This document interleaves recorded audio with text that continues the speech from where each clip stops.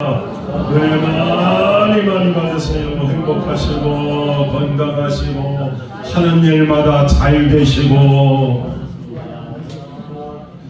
불나지 마시고. 아유, 성기덕 집사님 감사합니다. 잘 오셨어요. 기껏해야 이 인사가 1분을 못 넘습니다. 다시 한번 인사하겠습니다. 잘 오셨습니다. 별일 없으시고 재미 없으시고 하는 일마다 잘 되시고. 네, 장로님 잘 오셨습니다. 아유, 손들. 아유, 감사합니다. 잘하고 계십니다. 예, 잘하고 계십니다. 감사합니다. 예. 네, 아유, 네. 받으세요.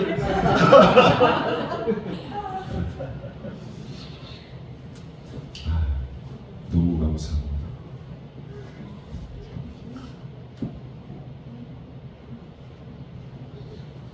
성천교회 참 표정 많이 밝아졌네. 작년 10월에 왔을 때는 다 도초전에 끌려오신 분들만 와서 앉아보시고 참 많이 밝아지죠.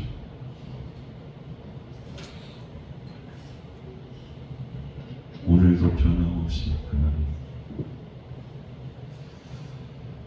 하나님 말씀 전하러 기름 부어 세우셨으니 하나님 말씀 전할 수 있도록 목소리 좀 나오게 해주세요. 영원할 것 같았던 바벨론 제국이 느부갓네살과 벨사살 왕 교만으로 결국에는 나라가 멸망했습니다. 지난주에 메네 데겔 무바르신 하나님께서 세워보시고 하나님께서 달아보신다라는 말씀인데 세상에 영원한 게 없습니다. 하나님께서 오늘도 세워보시고 달아보십니다. 그래서 바라옵기는 흔들리는 이 시대에 흔들리지 않는 견실한 믿음으로 하나님께서 세워보시고 달아보실 때 부족함이 없어서 하나님께 버림받는 인생이 아니라 하나님께 귀하게 쓰임받는 우리가 될 수 있기를 주님의 이름으로 간절히 축원합니다.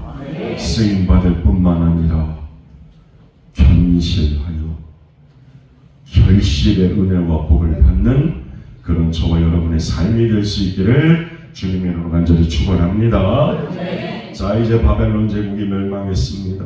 그리고 새로운 제국 메대, 오늘날 페르시아 제국, 그리고 그 페르시아를 다스리는 다리오 왕이 성경에 등장하고 있습니다.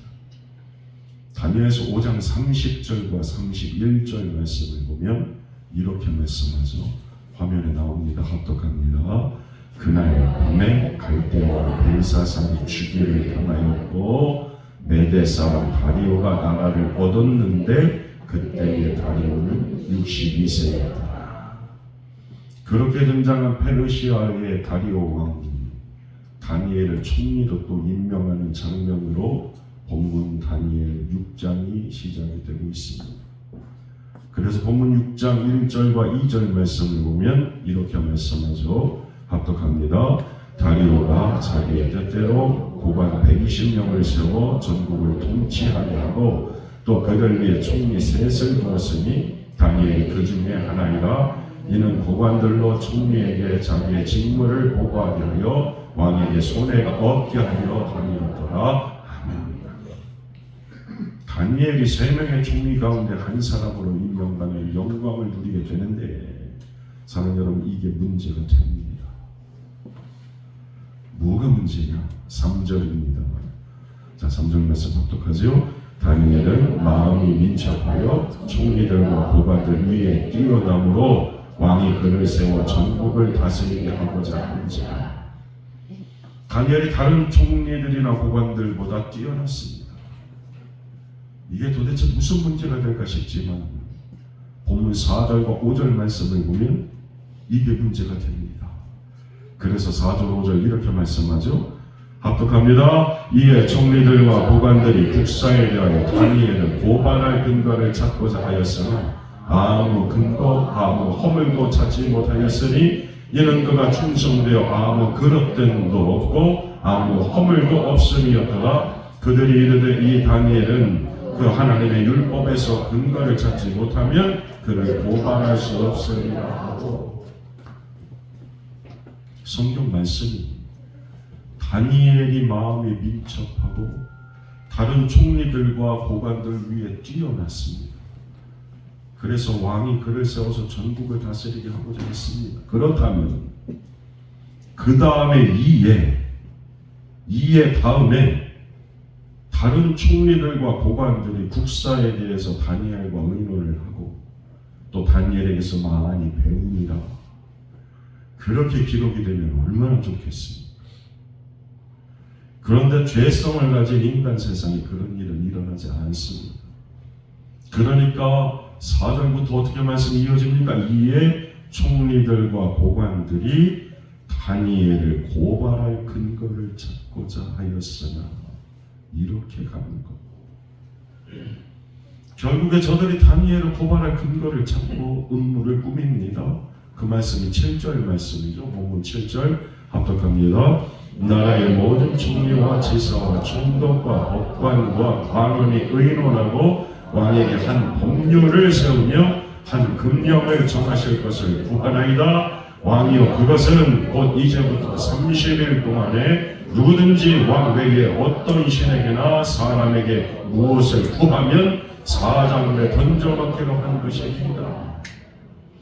어떻게든 다니엘의 꼬투리를 잡아서 끌어내리려고 그러는데 도무지 흠을 찾을 수 없게 되니까 다니엘의 신앙을 가지고 이런 비열한 방법을 저지릅니다. 다니엘이요, 포로로 잡혀왔습니다. 그런데도 다리오 왕이 포로 출신인 다니엘을 총리로 지금 등용하고 있습니다. 그 이유는 다니엘이 믿을 만한 사람이었기 때문입니다. 제가 왜 뜸을 들이면서 이 말씀을 드릴까요? 오늘날 조국교회는 이 대목에서 정말 부끄러워해야 됩니다. 우리도 인정하는 바, 누구나 다 인정하는 거죠. 조국교회가 지금 위기에 처해 있는데, 지금의 이 위기는 일제시대의 신사참배로 한국전쟁 때 공산주의자들의 핍박보다 더 심각하고 훨씬 더 위험합니다. 그 이유가요, 지난 2월 달에 기독교 윤리 실천 운동본부에서 안 믿는 사람들이 아니라 신앙인들 1000명을 대상으로 목회자는 평신도는 목회자를 얼마나 신뢰하는지를 조사했습니다. 그런데 그 결과가 충격적입니다. 평신도가 목회자를 불신한다, 신뢰하지 못하고 불신한다, 그렇게 답한 사람이 65.2%. 반대로 목회자가 평신도를 신뢰하지 못하고 불신한다, 그렇게 답한 목회자가 55.3%. 목회자나 평신도가 서로가 서로를 불신한다, 그렇게 답한 것도 가슴이 아픈데, 아니 어떻게 된 게 성도들보다 목회자를 더 불신한다는 거죠. 저도 목사로서 그것이 얼마나 가슴 아프고 또 절로 회개가 되는지 모릅니다. 그 다음에 조사한 내용은요, 안 믿는 사람들을 대상으로 조사했습니다. 불신자 1200명을 대상으로 신부, 스님, 목사, 이 성직자에 대한 신뢰도를 조사했는데 신부는 57.1% 신뢰한다 했습니다. 스님은 25.9%의 신뢰를 받았습니다. 그런데 개신교 목사는 17% 신뢰한다는 결과가 발표됐습니다. 목사로서 얼마나 자존심이 상하고 창피한 결과가 아닌지입니다. 이제 4월은 부활의 날입니다. 세상을 향해 기독교는 예수 그리스도의 십자가와 부활을 전해야 되는데 이렇게 신뢰를 받지 못해서 어떻게 복음을 전하겠습니까? 안 믿는 사람들에게 1 더하기 1은 3, 그것보다 더 믿기 어려운 게 부활 아닙니까? 이 믿기 어려운 부활의 복음을 전해야 되는데 목사가 17%밖에 신뢰받지 못하는 세상이 어떻게 그 복음이 전해지겠습니까? 오늘도 제 주변에 정직하고 진실하고 누구보다 성실하게 정말 믿음 가는 목사님들 많이 계십니다. 지방의 소도시에서 또 농어촌에서 아골골짝 빈들 같은 그 열악한 환경에서도 희생적으로 섬기시는 그 모습에 절로 머리가 숙여지는 그런 목사님들 한두 분이 아닙니다. 그런데 일부 목사들이 자꾸 무리를 일으켜서 교회의 이미지를 흐리는 현실이 얼마나 가슴이 아픈지, 이름 없이 빚도 없이 섬기는 동역자들에게 누를 끼치고 싶지가 않습니다.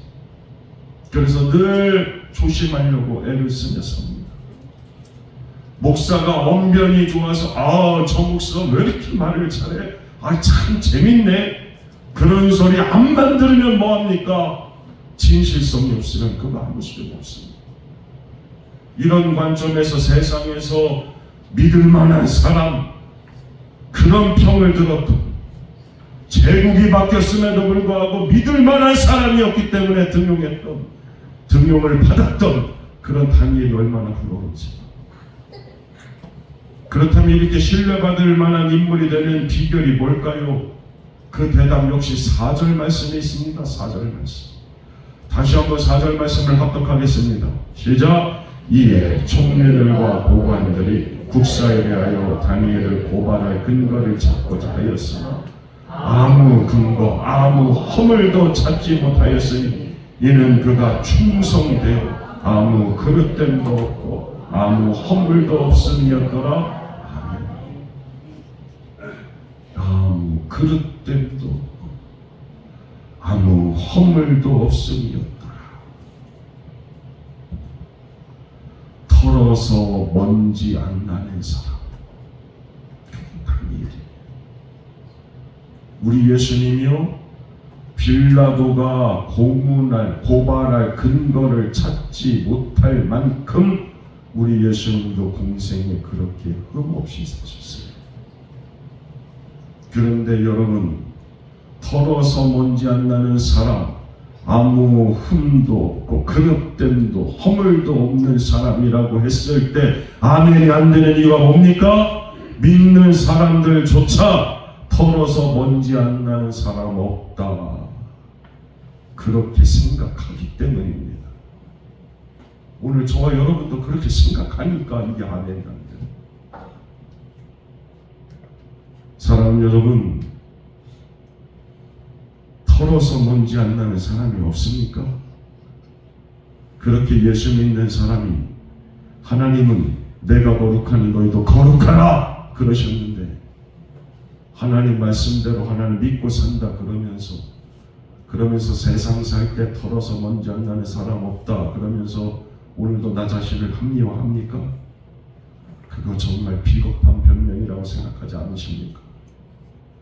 기독교의 신뢰가 땅바닥에 떨어진 지금, 마땅히 거룩히 여김받으셔야 될 하나님의 그 거룩하신 성호가 땅바닥에 떨어져서 짓밟히고 있는 지금, 이제까지는 어땠을지 몰라도 사랑하는 여러분, 이제부터라도 털어서 먼지나면 안 됩니다.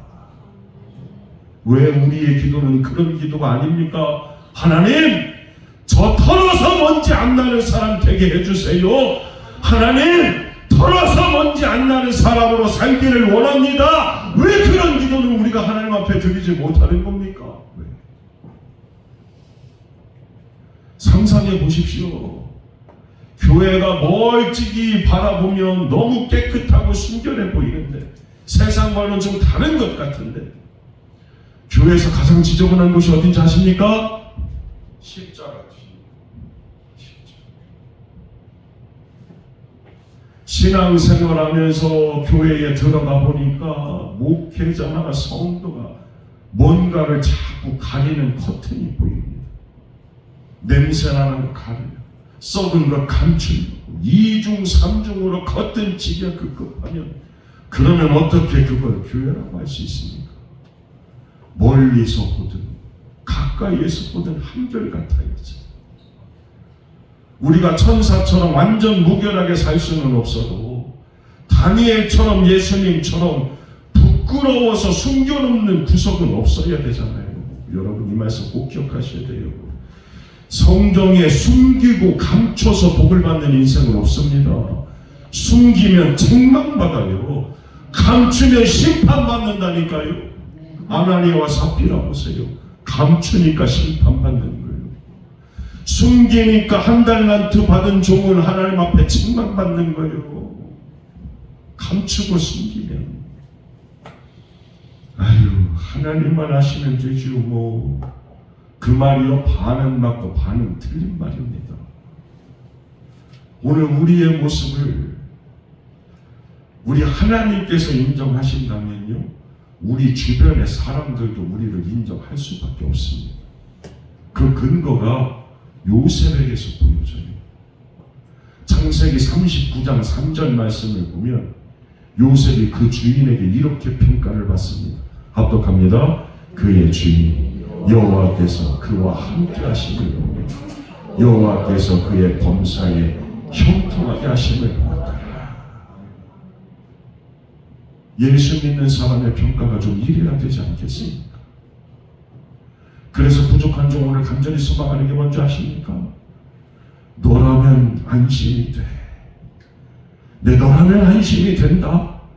그렇게 하나님께서 안심하고 믿고 맡길 수 있는 주의 종이 되고 그렇게 하나님께서 믿을 수 있는 저와 여러분이 되는 세상에서도 그래서 믿을 만한 목사가 되고 믿을 만한 성도가 되고 믿을 만한 교회로 신뢰되는 그래야 하나님의 말씀이 복음이 전해질 거 아닙니까? 이런 마음의 소원 가지고 오늘 본문 묵상했더니 눈에 띄는 표현이 하나 있어요.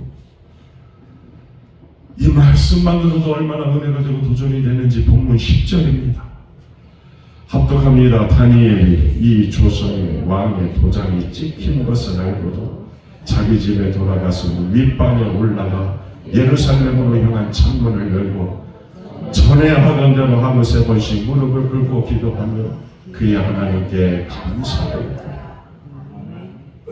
이 말씀 가운데 전에 하던 대로 이 짧은 표현 속에 여러 가지 함축적인 메시지가 담겨져 있습니다. 서울대 이정동 교수님이 쓴 축적의 길이라는 책이 있어요. 축적의 길. 이 책에서 저자가 주장하는 것이 있는데 그게 뭐냐? 창의적인 아이디어로 별 도움이 안 된다는 겁니다. 역설적이죠. 오늘 이 시대가 창의적인 인재를 중시하는데 그런데 왜 이분은 이런 시대에 시대를 역행하는 주장을 하는 걸까요? 저자가 실제 산업 현장에 가보니까 반짝이는 아이디어도 분명 필요하지만 그것이 온전히 실현되기 위해서는 오랜 시간 연구하고 오랜 시간 정성을 시간을 투자하고 오랜 시간 실험하는 축적의 시간이 반드시 필요하다는 그런 강조입니다. 그러면서 우리나라 산업계의 치명적인 문제가 바로 이 축적의 시간이 부족하다라는 것입니다. 7, 80년대 산업화 시기에 마을길 넓혔습니다. 초가집 고쳤습니다. 선진국의 제품 벤치마킹해서 빨리빨리 그렇게 한강의 기적을 이루었습니다. 그런데 속도에 주력한 나머지 분명 엄청난 열매를 맺고 급성장을 이루었지만 지금 어떻습니까? 그만큼 붕괴의 속도가 가속화됐습니다. 지금 나라와 민족 곳곳이 무너지고 있습니다. 단기간 내에 속도를 내는, 빨리 성과를 내는 그런 속도 중심이었다 보니까 다리도 무너지고 백화점도 무너지고 초일류 기업에서 지은 아파트도 무너지고 건물만 무너집니까? 경제 전반이 무너지기 시작해요. 삶이 무너져 내리기 시작하고 좀 우직하게 수없이 반복하는 노력을 통해서 시행착오도 겪고 경험을 축적하면서 얻은 것을 후대에까지 전할 수 있는 그런 노하우와 삶의 가르침과 삶의 깊이가 없기 때문에. 그런데 사랑하는 여러분, 이게 비단 사회 전반에 국한된 문제만일까요? 그렇지 않기 때문에 부족한 점이 말씀 지금 전하고 있는 겁니다. 그건 안타깝게도 조국교회의 문제이기도 하기 때문입니다. 그 조국교회 안에는 우리 성천교회에도 포함이 되죠. 오늘날 조국교회가 세상으로부터 신뢰를 잃은 건 축적된 영적인 내공이 없이 너무 가벼운 종교로 전락해버렸기 때문입니다. 교회 규모가 커지고 많이 모이고 또 교회 재정이 넉넉해진다고 해서 그래서 자유화하게 되는 겁니까? 그렇지 않습니다. 누군가 신랄하게 비판했던 것처럼 초대교회 당시에는 은과 금은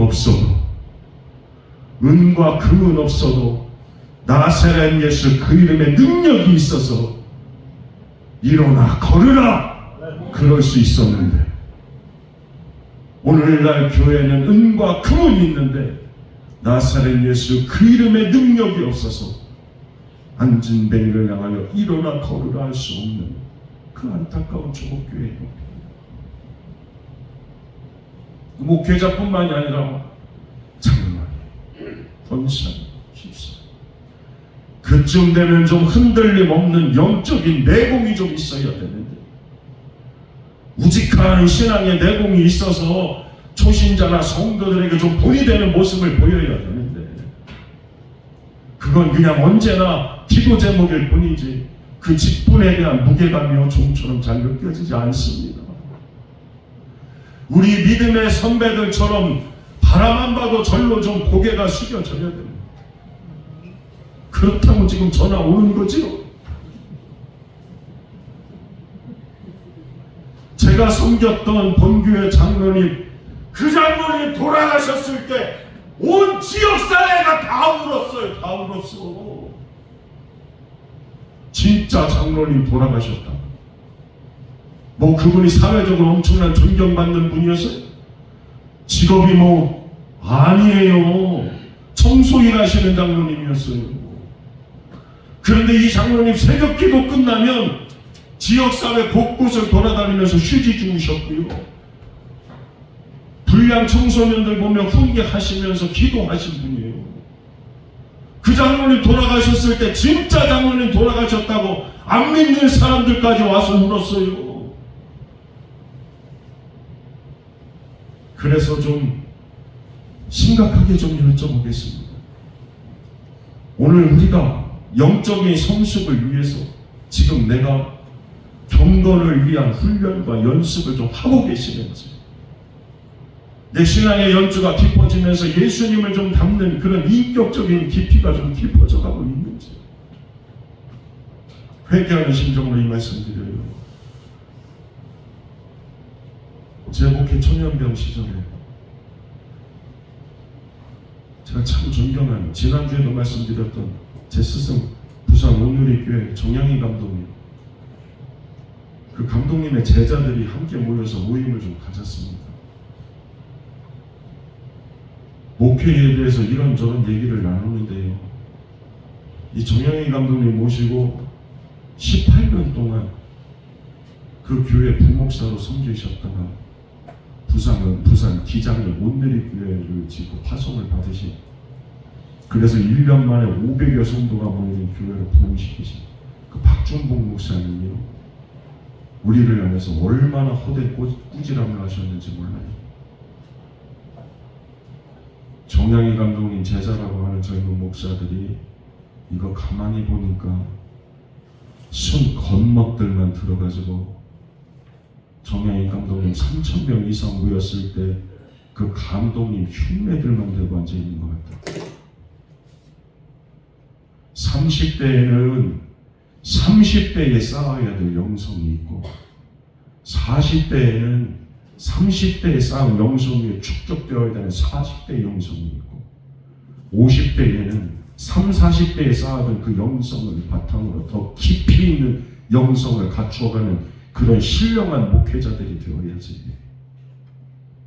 사고나 질병으로 병원에 입원한 성도가 있다면 찾아가서 진심으로 기도하고 그 손 잡아주고, 사업에 실패하고 또 낙심한 성도 있다면 찾아가서 그 눈물 닦아주고, 때를 얻든지 못 얻든지 영혼 구원의 사명 감당하기 위해서 열심히 복음을 전하고 새벽 깨우고 부르짖고, 그렇게 질퍽한 목회 현장에서 영성 갖추면서 30, 40대 발로 뛰어다니면서 목자 잃은 양과 같은 성도들 그 가슴 아픈 현실을 좀 체험하고, 목회 현장에서 체험한 그 귀한 체험이 영적인 자산이 되도록 기도의 제목으로 삼아 눈물 뿌려 기도하고, 그렇게 영성을 차곡차곡 쌓아야지. 그걸 바탕으로 해야 비로소 목사다운 목사가 되는 거지. 영성 쌓을 생각은 안 하고 쌓아둔 게 없으니까 맨날 흉내나 내고 앉았고, 그러니까 성도들의 현실, 그 피비린내 나는 현실 외면하면서 동떨어진 뜬구름 잡는 그런 설교하는 목회자 되는 거 아니냐고. 얼마나 뼈가 아플 만큼 그 질책이 가슴이 아팠는지 몰라. 그래서 오늘도 디모데후의 전서 4장 7절 8절 말씀을 보면 우리가 너무 잘 아는 말씀이죠. 망령되고 허탄한 신앙을 버리고 경건에 이르도록 네 자신을 연단하라.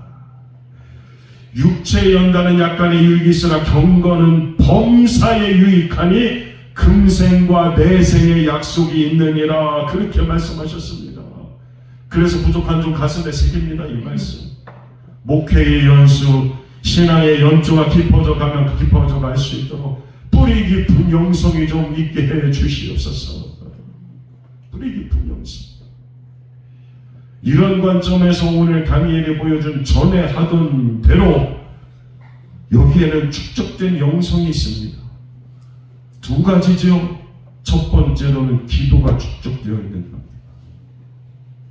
그래서 본문 10절 다시 봅니다. 시작. 다니엘이 이 조서에 왕의 도장이 찍힌 것을 알고도 자기 집에 돌아가서는 윗방에 올라가 예루살렘으로 향한 창문을 열고 전에 하던 대로 하루 3번씩 무릎을 꿇고 기도하며 그의 하나님께 감사하고, 다니엘은 전에 하던 대로 하나님께 기도했습니다. 사자굴에 던져지는 인생의 위기 앞에서 인간적인 살 방법을 찾은 게 아닙니다. 먼저 하나님 앞에 기도하며 나아가는, 그게 몸에 익을 수 있을 때, 몸에 익을 때까지 다니엘에게는 그 기도가 축적이 되어 있었던 거예요. 다니엘서 6장에는 보관 120명과 다리오 왕이 세운 그 다니엘을 제외한 2사람의 총리도 등장을 하는데, 다니엘과 저들의 결정적인 차이가 바로 이겁니다. 다니엘은 하나님께 기도했고, 다른 총리들은 사람을 주목하고 사람 상대하면서, 그러면서 자기보다 조금 앞서니까 다니엘이 함정에 빠뜨려서 죽이려고 간교한 책략이나 보이고 고발할 근거나 찾고, 이것이 세상 사람들에게서 볼 수 있는 행동 양식이죠. 그런데 다니엘은 사람 상대하지 않습니다. 전에 하던 대로 기도하면서 하나님께 나아갔습니다. 오늘 이 말씀이요, 화면에 띄우세요. 디모데전서 2장 8절입니다. 오늘 이 말씀은 우리 가슴에 새기고 다시 회복되기를. 그래서 디모데전서 2장 8절에 사도 바울이 이렇게 권면하죠. 합독합니다. 시작. 그러므로 각처에서 남자들이 분노와 다툼이 없이 거룩한 손을 들어 기도하기를 원하노라. 아멘. 미국이 무너졌습니다. 왜요? 어렵게 일군 그 나라 자녀들 세대에 고생하지 않기를 바래서 자녀들이 뭘 하든지 내버려뒀습니다. 성경에 손을 얹고 대통령 취임식을 하고 학교에서도 의무적으로 성경을 가르쳤었는데 그렇게 하지 않았습니다. 그러면서 미국은 무너지기 시작했습니다. 그런데 지금 다시 미국 경제가, 미국 사회가 다시 반석 위에 세워져 가고 있는 중입니다. 이유요? 간단합니다. 워싱턴, 미국의 수도 워싱턴에만 100만 명의 우리 부모 세대, 자녀들의 부모 세대들이, 그것도 남자들이 모여서 100만 명이 기도했습니다. 미국 곳곳에 그와 같은 역사가 일어나고 있습니다.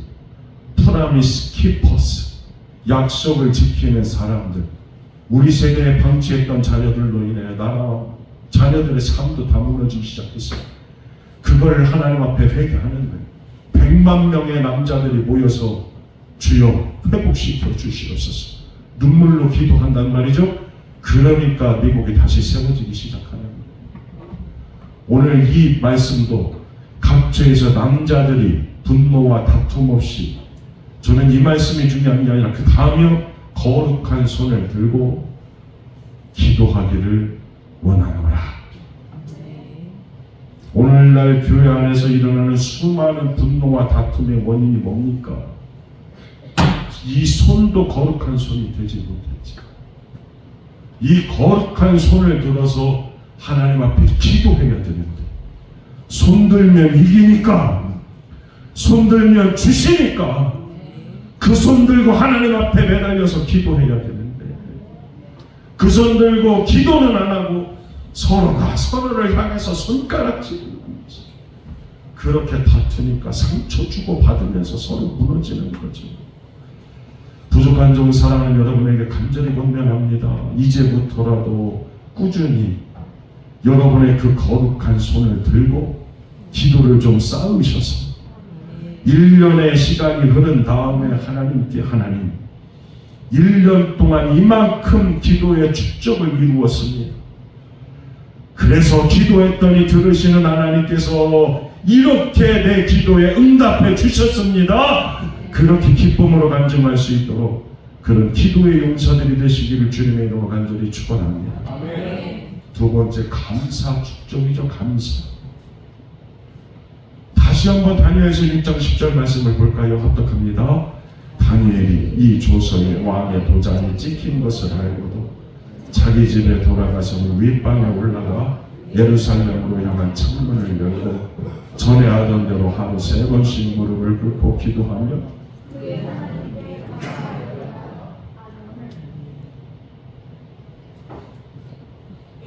이제 말씀 마칩니다. 왜 말씀만 읽고 말씀을 마치느냐고요? 이 말씀 묵상하면서 제 스스로가 질문을 좀 던져봤습니다. 조서에 왕의 도장이 찍힌 줄 알고 내 지금 기도하면 사자굴에 던져질 걸 뻔히 알면서도, 그러면서도 다니엘은 도대체 이 위기 상황에서 예루살렘 향한 창문을 열고 하나님께 무릎 꿇고 도대체 하나님께 무슨 기도를 했을까? 어떻게든 책 잡아서 자신을 찍어내리려고 그러고 어떻게든 사자굴에 던져 넣으려는 이 두려운 상황에서 도대체 다니엘은 무슨 감사를 하나님 앞에 드렸을까? 이런 질문을 제가 열거해 놓고요, 이렇게 답을 달아봤습니다. 아마도 다니엘, 비록 10대에 포로로 잡혀 끌려왔어도 뜻을 전하고